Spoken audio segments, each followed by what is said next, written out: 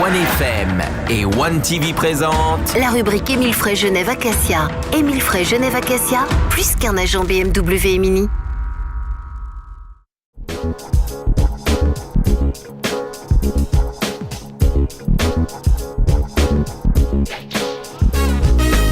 Comme tous les jeudis, on retrouve la rubrique Émile Frey Genève Acacia. Bonsoir Alexandre Farago, David Stutz et David Rodriguez. Bonsoir messieurs. Bonsoir à tous. Vous allez bien ? Superbe. Bon, top, impeccable. Je crois que c'est David Stutz qui va travailler un petit peu ce soir et Alexandre pour nous expliquer ce qu'est le X-Drive.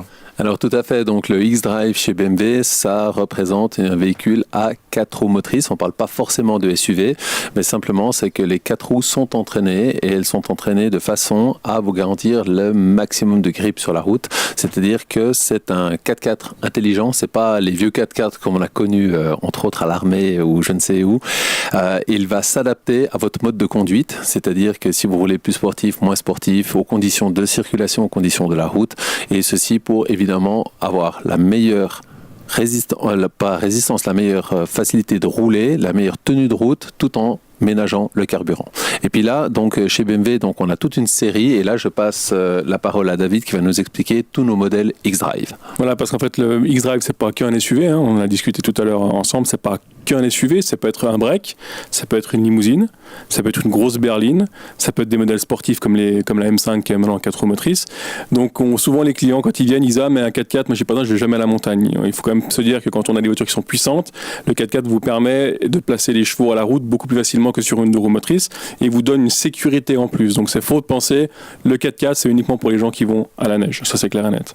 Le X-Drive, c'est un système en fait. C'est un système qui est breveté par BMW, donc qui va gérer par rapport à la roue qui patine, mettre plus ou moins de couple à la roue qui ne patine pas pour essayer de vous faire avancer. On a pu tester ça avec le X3 sur des rampes qui sont assez impressionnantes. Ils ont fait patiner une roue, la roue arrière, c'est la roue avant qui va compenser pour pouvoir vous aider à monter cette rampe. Donc c'est aussi un type de véhicule familial, j'imagine. Non, parce qu'on peut l'avoir sur un petit coupé sport. C'est vraiment, je pense qu'il ne faut pas le voir comme à l'époque ces gros 4x4, il faut voir comme un élément de sécurité maintenant chez BMW. Voilà, qu'on retrouve sur tout type de modèle. Oui, sur monospace. Donc il y a bien sûr les véhicules de la famille X que vous connaissez, les BMW X1, X2, X3, X4, c'est cela. Vous voulez nous en dire peut-être un petit mot de ces véhicules-là ? Alors effectivement, donc on a une gamme qui est très étoffée chez BMW. On passe du X1, X2, X3, X4, X5 et X6 qui sont des SUV au X7. X7 bientôt. Bientôt le X7 qui va arriver, comme dit David, qui lui sera un très très grand SUV qui a été fait principalement pour le marché américain. Je vous mets un petit peu au défi de le mettre au parking de la Placette. Je fais un petit aparté pour la Placette. Les parkings souterrains maintenant proposent des places extra larges et ils majorent 25% en plus le prix de la place. Ils doivent. Hein, ouais. Parce que c'est pas tout de se mettre dans la place, il faut juste pouvoir ouvrir les portes pour ressortir du véhicule. Ça, c'est des fois un peu plus problématique. Et aujourd'hui, donc, on a toute cette gamme.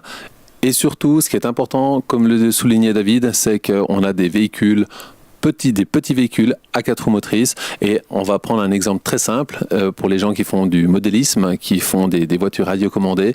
Eh bien, une voiture radiocommandée 4 roues motrices est 2 fois plus performante qu'une voiture uniquement à 2 roues motrices. Très bien. Dans un instant, on va parler de carburant. Que faire si vous êtes trompé de carburant, de type de carburant dans votre voiture ? C'est dans un instant la suite de la rubrique Émile Frey Genève Acacia. À tout de suite.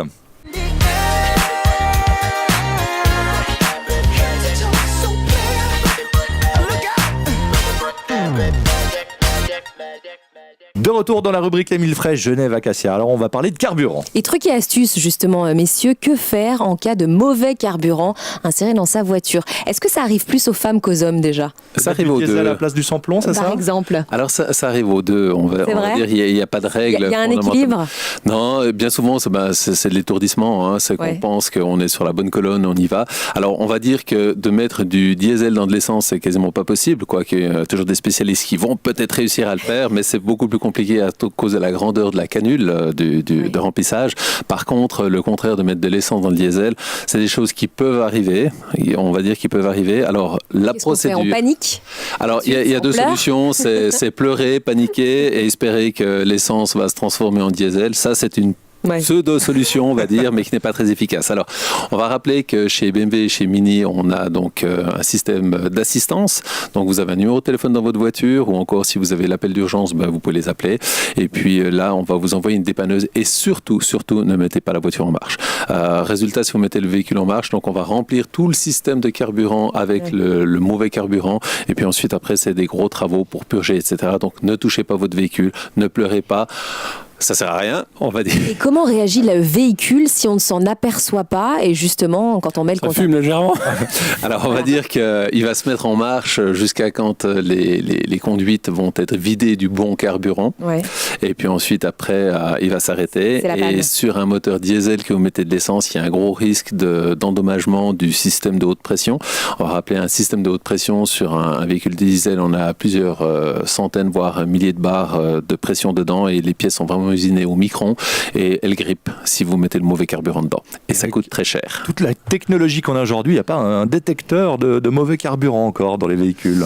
Non, pas encore, parce qu'en principe, on estime que le conducteur, il va pas se tromper. Cela dit, c'est bien, c'est des petits trucs et astuces aussi pour les jeunes conducteurs, ou des personnes qui roulent toute l'année en diesel, tout à coup ont une essence, puis auraient fait l'erreur par inattention, mais aussi une astuce qu'on voulait donner aux gens pour se rappeler de quel côté se trouve la trappe à essence, Alexandre. Bien entendu. Alors, bien Moi, je me trompe toujours, j'oublie à chaque fois si elle est à gauche ou à droite, donc ça m'intéresse. Alors ça, c'est toujours un petit peu le grand dilemme. Vous êtes dans votre voiture, c'est où, à gauche ou à droite? Eh bien, tout simplement, regardez la jauge à carburant. Sur la jauge à carburant, vous aurez une petite station d'essence qui est dessinée. Sur le tableau de bord. Sur le tableau de bord, et puis vous aurez une flèche qui va vous indiquer, la flèche vous indique de quel côté se trouve le bouchon de remplissage, ou encore plus simple, vous regardez où se trouve le pistolet de la petite station qui est dessinée, et le pistolet va vous indiquer le côté où se trouve le C'est bouchon. tout simple, Ah ouais, c'est tout c'est simple tout et ça simple. fait des On ne années savait qu'on pas. réfléchit à chaque fois qu'on va faire le plein quand même, c'est incroyable. Mais moi, c'est pire, je réfléchis même pas, je me trompe à chaque fois. Donc, je fais le tour à chaque fois avec le tuyau qui passe derrière le coffre comme ça pour Voilà. aller remplir. Ça, C'est c'est bien le pour côté la pratique. carrosserie, c'est parfait. Voilà, ouais, en plus. Mais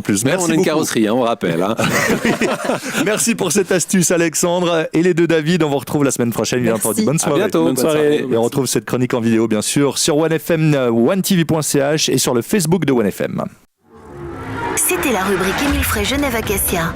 Émile Frey Genève Acacia, plus qu'un agent BMW et Mini.